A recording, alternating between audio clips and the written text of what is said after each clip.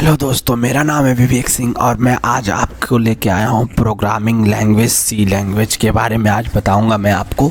सी language के बारे में बताने से पहले मैं ये बताऊँगा कि आज की डेट में बहुत सारे ऐसे हैं कि जो कंफ्यूज रहते हैं, कहते हैं कि सी लैंग्वेज आप कंपनी में मांगती ही नहीं है। तो मैं आपसे ये बताना चाहूँगा, आज भी सी लैंग्वेज बहुत ज़्यादा इम्पॉर्टेंट है।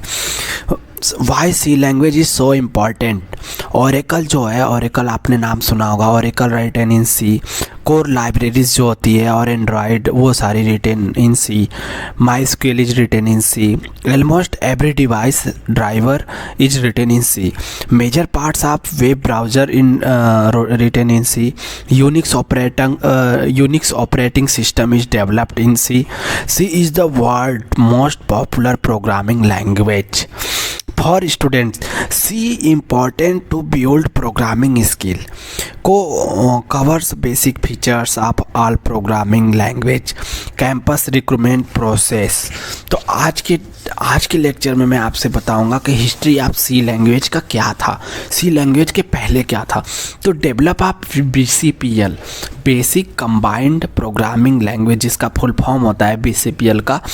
BCPL करके एक प्रोग्रामिंग लैंग्वेज था जिसको मार्टिन रिचर्ड्स ने बनाया था, लैंग्वेज बनाया था 1966 में। उसी को इम्प्रूव करके 1969 में एक केम थॉम्पसन करके साइंटिस्ट थे, जिन्होंने थोड़ा सा इम्प्रूव करके बी लैंग्वेज बनाया। क्योंकि also developer of Unix operating system, he also developed first master level chess called Belle in 1980 में। क्योंकि इनको ऑपरेटिंग सिस्टम की नीड थी, उस ऑपरेटिंग सिस्टम का नाम इन्होंने यूनिक्स रखा।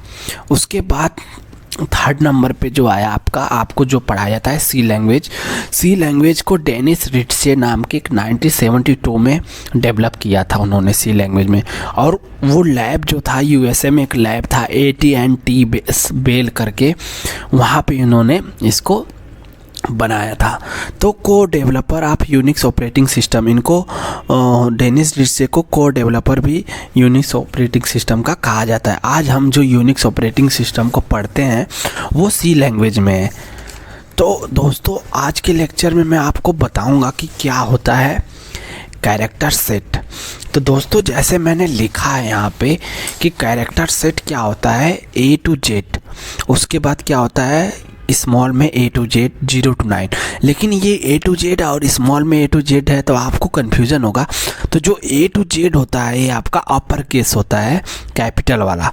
उसके बाद जो स्मॉल में वो लोअर केस होता है और ये डिजिट हो गया आपका। उसके बाद सम स्पेशल कैरेक्टर होता है, इसी को हम क्या बोलते हैं, कैरेक्टर सेट।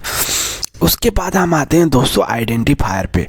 आइडेंटिफायर क्या होता है, जैसे मान लो आपका कोई पहचान है, आइडेंटिटी, उसी को हम आइडेंटिफायर बोलते हैं। जैसे मान लो मेरा नाम विवेक, तो मेरा नाम विवेक है, उसके बाद मेरे को पहचाना जाता है किस नाम से, विवेक नाम से।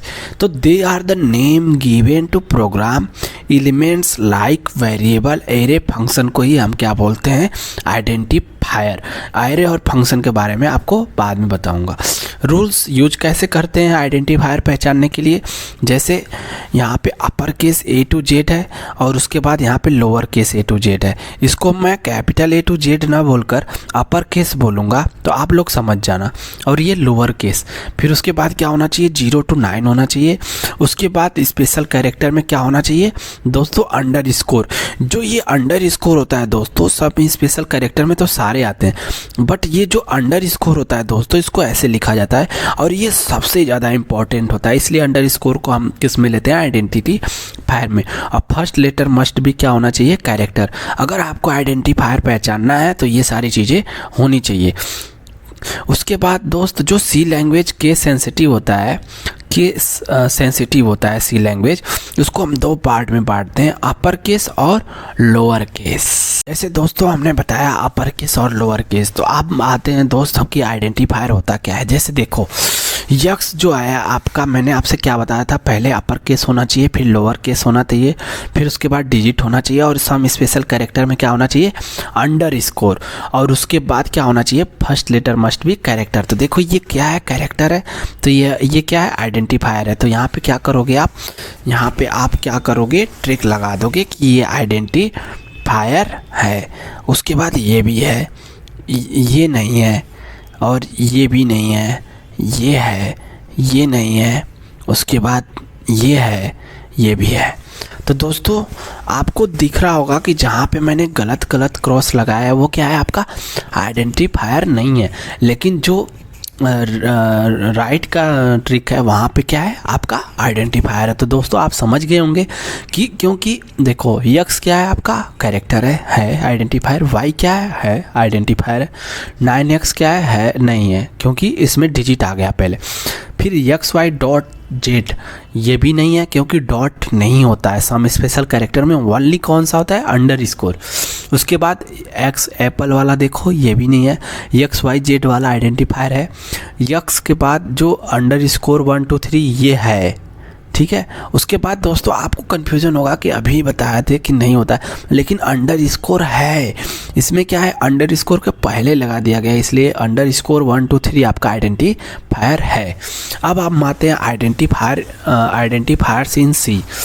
तो दोस्तों जैसा कि मैंने आपको बता दिया था कैरेक्टर सेट, और उसके बाद जो आइडेंटिफायर होता है दोस्तों वो 3 भागों में बांटा गया है। किसमें, 3, इसको 3 टाइप्स में बोलते हैं। एक होता है कांस्टेंट, वेरिएबल, कीवर्ड्स।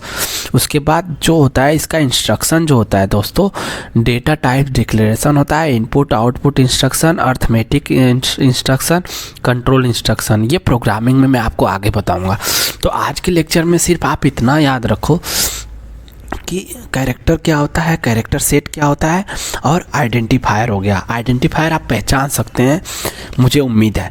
अब आते हैं दोस्तों कांस्टेंट पे। कांस्टेंट क्या है कि any information is constant, data equal to information equal to constant, ये सारे इक्वल होते हैं। तो टाइप्स आप कांस्टेंट कितने टाइप्स के होते हैं कांस्टेंट, आप देखो दोस्तों, इंटीजर आपका प्राइमरी एक पार्ट्स होता है, प्राइमरी एक पार्ट होता है सेकेंडरी। इसको मैंने 2 भागों में डिवाइड कर दिया। तो प्राइमरी में क्या होता है, इंटीजर, और रियल को ही क्या बोलते हैं हम, फ्लोट। तो रियल बोल लो या फ्लोट बोल लो। तो इंटीजर रियल हो गया आपका और कैरेक्टर हो गया। लेकिन सेकेंडरी में क्या होता है, एरे, उसके बाद स्ट्रिंग, पॉइंटर, यूनियन, स्ट्रक्चर, इनोमिनेटर। इसके बारे में आपको बाद में बताऊंगा। अब आते हैं हम दोस्त कि इंटीजर और रियल फ्लोट, मतलब रियल फ्लोट या कैरेक्टर को कैसे पहचानेंगे हम। तो दोस्तों जैसा कि मैंने बताया कि इंटीजर होता है रियल फ्लोट भी बोल सकते हैं, डबल फ्लोट भी इसी को समझते हैं हम। अभी इसके लिए हम यही समझते हैं क्या होता है इंटीजर। जैसा दोस्तों मैंने लिखा है ऊपर 55 सब्ट्रैक्ट 55 25 0, ये सारे क्या है, इंटीजर है। उसके बाद दोस्तों मैं बात करूँगा रियल फ्लोट। देखो रियल फ्लोट में क्या है, 1.4 3.56 0.065 2.0। आपके दिमाग में आएगा कि डबल फ्लोट, तभी आप डबल फ्लोट मत समझो, सिर्फ समझो कि फ्लोट होता है डेसिमल में। तो ये आपका रियल और फ्लोट हो गया। आगे के लेक्चर में मैं बताऊंगा कि फ्लोट डबल क्या होता है। कैरेक्टर कांस्टेंट, तो दोस्तों जैसा कि मैंने लिखा है देखो, आपको कैरेक्टर क्या, आपको यही पता होगा कि ABCD जो कैपिटल में, अपर केस लोअर केस में होता है वही कैरेक्टर कांस्टेंट होता है। नहीं, कैरेक्टर का देखो ये साइन होता है कैरेक्टर का। उसके बाद आप देखो यहाँ के B के ऊपर आपका कैरेक्टर का साइन है, इसको भी कैरेक्टर ही बोलते हैं। और ये 2, तो यहाँ पे आपका 2 भी कैरेक्टर है, B भी कैरेक्टर है, 4 नहीं है। पर आपको 4 के ऊपर अगर आप यहाँ पे लगा दिए, कैरेक्टर बना दिए, तो ये क्या हो गया, आपका साइन बना दिए, तो क्या हो गया, आपका कैरेक्टर हो गया। उसके बाद कैरेक्टर का साइन क्या होता है, ये आप याद रखना। अब यहाँ पे देखो प्लस क्या है, कैरेक्टर। लेकिन सौरभ क्या है, सौरभ कैरेक्टर नहीं है, नॉट कैरेक्टर कांस्टेंट।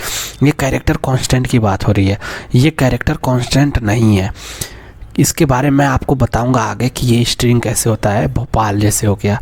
ये आपका डबल इनोटेड काम है, देखो दोनों तरफ। इसको हम क्या बोलते हैं प्रोग्रामिंग लैंग्वेज में, स्ट्रिंग। तो इसके बारे में आगे बताऊंगा। आज के लेक्चर में यही होगा, और आगे लेक्चर में मैं आपको बताऊंगा कीवर्ड्स क्या होता है। Thanks to.